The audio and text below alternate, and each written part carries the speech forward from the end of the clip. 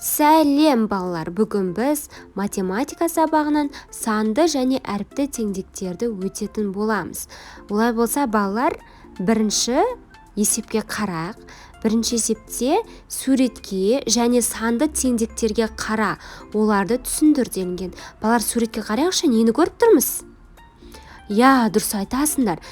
Біз кәдесыйларды көріп тұрмыз. Яғни қыздарға арналған 5 кәдесый, ұлдарға арналған 2 кәдесейді көріп тұрмыз. Жарайсыңдар. Олай болатын болса, барлығы неше кәдесый балалар? Санайықшы?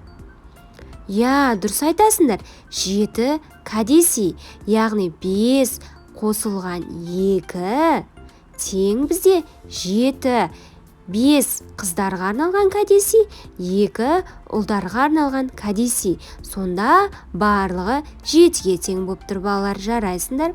Келесі бізде барлығынан азайтамыз 5 кәдесейді. 7 азайтылған 5 тең болады бізде балалар. 2 ұлдарға арналған 2 кәдесей қалады екен, балалар? Жарайсыңдар. Келесі 2 мен 5-тің қосындысының мәні 7-ге тең. Ал балалар, ережені есімізге түсірейікші. Қосылғыштардың орны ауысқанмен қосындының мәні өзгермейді. Яғни біз бірінші 5-ті 2-ге қосқан едік, 7 шықты, ал 2-нің 5-ге қосындысы да 7 шығады екен, балалар? Жарайсыңдар. Келесі балалар, 7 азайтылған 2 тең 5-ке тең. Жарайсыңдар. Келесі балалар, әріпті теңдіктердің қалай құрылғанын түсіндір делінген. Балалар, теңдіктерге қарайықшы. А мен Б-ның қосындысының мәні бізге С-ға тең. Яғни А және Б қораптарының қосындысы бізде С-ға тең. Енді балалар, осы теңдікті тексеріп көрейік. Яғни қосындының мәнінен екінші қосылғышты азайтқан едік, бізде бірінші қосылғыш шықты. Жарайсыңдар. Олай болатын болса, балалар, келесі есепке қарайық. Келесі есепте бізде балалар суреттерге өрнектер таңда. Суреттер мен өрнектер бойынша есептер құрастыр. Олардың біреуін шығар делінген. Балалар, суреттерге қарайықшы. Нені көріп тұрмыз? Дұрыс айтасыңдар. Қорапты көріп тұрмыз. Яғни ішінде 8 кәдесый бар.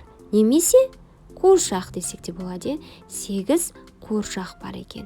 Және оның жанында тағы да 2 қуыршақ бар екен. Және өрнектерді көріп тұрмыз. 10-ның 2-ге айырмасы, 8-дің 2-ге айырмасы және 8-дің 2-ге қосындысы деген өрнектерді көріп тұрмыз. Және екінші тағы қорапты көріп тұрмыз. Қораптың ішінде 8 кәдесей немесе қуыршақ бар екен. Жанында тағы да 2 қуыршақты көріп тұрмыз. Ал есеп құрастырайық балалар. Қорапта барлығы 8 қуыршақ бар еді. Арнұр 2 қуыршақ алды. Барлығы неше қуыршақ қалды? Балалар, барлығы неше қуыршақ еді? Барлығы 8 қуыршақ еді, балалар? Жарайсыңдар. Алынды 2 қуыршақ. Қалды бізде белгісіз қуыршақ. Жарайсыңдар, біз шешуін есептеп табайық. 8-дің 2-ге айырмасы бізде 6. Жарайсыңдар. Жауабы балалар, қорапта 6 қуыршақ қалды. Жарайсыңдар балалар. Олай болса, біз келесі 3-ші есепке қарайық. 3-ші есепте бірінші бағанға санды және әріпті өрнектерді, ал екінші бағанға санды және әріпті теңдіктерді жаз делінген. Олай болса балалар, өрнектер мен теңдіктерді ажыратып алайық. Санды және әріпті өрнектердің құрамында теңдік белгісі болмайды. Ал санды және әріпті теңдіктердің құрамында теңдік белгісі болады. Және оның мәні есептелініп жазылады. Олай болса балалар, санды және әріпті өрнектер деп бір бағанға өрнектерді ғана жазамыз. Ал екінші бағанға санды және әріпті теңдіктер деп теңдіктерді екінші бағанға жазып шығамыз. Санды және әріпті өрнектерге 10 азайтылған 40, А-ның 20-ға азайтындысы және 70-тің с-ға азайтындысы жатады.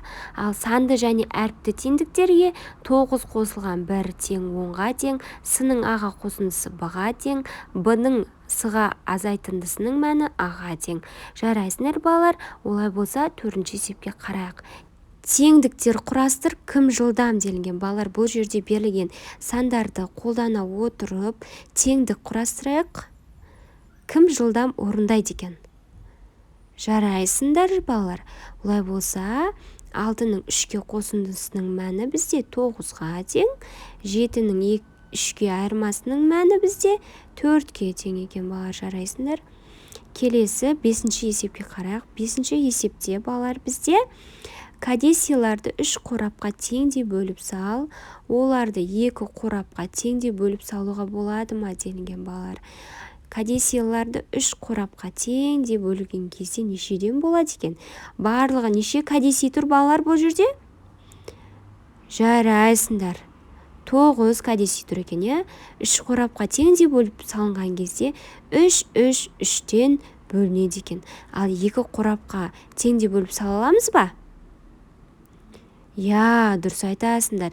2 қорапқа теңдей бөліп сала алмайды екенбіз. Себебі бізде бір кәдесый артылып қалады екен. Жарайсыңдар балалар.